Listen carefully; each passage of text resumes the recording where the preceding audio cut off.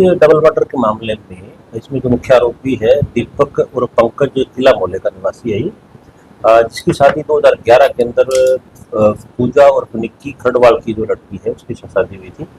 और 2018 के अंदर दीपक और उसका दोस्त ऋतिक दोनों पिज्जा हट लक्कड़ मंडी के अंदर काम करते थे, जहाँ पर इन दोनों की दोस्ती होगी, जिसके बाद उनका घर पे आना जाना हो गया। इसी दौरान दीपक की पत्नी का ऋतिक के साथ प्रेम प्रसंग हो गया और इसी के चलते धीरे धीरे उसको इस बात का शक होने लगा। और 2024 दिसंबर के अंदर दीपक की पत्नी ऋतिक के साथ घर छोड़ के चली गई। इस संबंध में दीपक ने एक पर्चा इसके खिलाफ दर्ज करवाया कि ऋतिक मेरी पत्नी को बेला फुसला के ले गया है। इस संबंध में 2025 के फरवरी के अंदर पूजा को बरामद किया गया, जिसने अपना स्टेटमेंट रिकॉर्ड कराया कि वह अपने पति दीपक के साथ नहीं रहना चाहती, तो वो कोई काम धंधा करता नहीं है, इसलिए घर का खर्चा नहीं देता है, इसलिए वह लिविंग रिलेशनशिप में ऋतिक के साथ रहना चाहती है। उसके बाद वो ऋतिक के साथ रहने लगी। इसके शादी से 2 बच्चे थे, जो 2025 के अंदर जो इनके ध्यान के समय दोनों बच्चे इसने दीपक को हैंड ओवर कर दिए। उसके बाद से ये ऋतिक के साथ लगातार ये तिलक नगर के ऋतिक के मकान में रह रही थी। और इसी बात की रंजिश और इसी के दौरान पूजा ने एक कोर्ट के अंदर भी इसके खिलाफ सामान की रिकवरी का और तलाक का दावा डाला था। इसका लगातार इस पे दबाव था और इस लिविंग रिलेशनशिप और दोस्ती में जो इसकी पत्नी के साथ प्रेम संग के चलते ऋतिक के प्रति इसने नफरत और पूजा के प्रति घृणा का भाव इसके मन में आ गया। इसके चलते ये काफ़ी दिनों से इस ताक में था कि इस पर कातिलाना हमला किया जाए।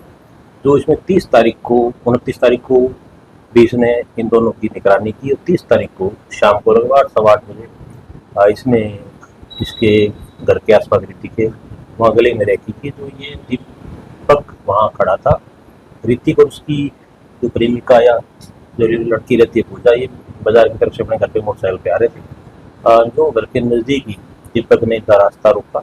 इसके साथ इसने भी प्रथम इसने अपना एक भतीजा घोर बताया ना, वो भी इसके साथ था। तो इसका रास्ता रोक के और इसके आगे छुरा था या तेजदार जो हथियार था, इसे ताबड़तोड़ हमला पहले इसने ऋतिक के ऊपर किया। ऋतिक पे हमला होने के बाद में ऋतिक वहाँ से भाग गया और उसके बाद पूजा वहाँ गिर गई। उस पर भी उसने दर्जनों स्टेपिंग के वार लगातार किए।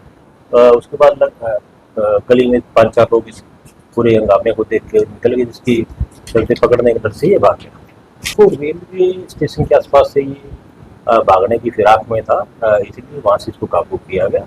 इसे पूछताछ की, इसका पुलिस रिमांड लिया जाएगा। उसमें वारदात में प्रयोग किया गया जो वेपन है, छुरा में तेजदार हथियार, वो बरामद किया जाएगा। इससे पूरी वारदात के अंदर अगर इसके साथ कोई और भी रैकी में या किसी योजना में कोई और व्यक्ति या कोई और साथ तो उसका भी इसी पुलिस रिमांड के दौरान इसका खुलासा किया जाएगा। जो तथ्य सामने आए उसी के हिसाब से आगे तफ्तीश की के हिसाब से इसके साथ इसका भतीजा आगे बताया। और इसमें वहाँ कैमरे वगैरह CCTV फुटेज के अवलोकन से जो इसकी बात की सत्यता आई, प्रतीक साहब ने जो बात कही पूछताछ में कही, उसकी सत्यता वहाँ लगे CCTV कैमरा के बाद स्पष्ट हो जाएगी। तो पुलिस रिमांड के दौरान CCTV कैमरे की फुटेज भी प्राप्त करके और जो भी योजनाबद्ध तरीके से तथ्यों के आधार पर और सर्टिफिकेट एविडेंस के आधार पर इसमें जो व्यक्ति इस डबल मर्डर के अंदर होगा वांछित रहेगा या इसका जो रोल पाया जाएगा वो बिल्कुल नुकसान नहीं आएगा। उसको जो तत्परता से गिरफ्तार करके जो उस कानून की प्रक्रिया बनती है उसकी कानूनी प्रक्रिया उस पर लागू।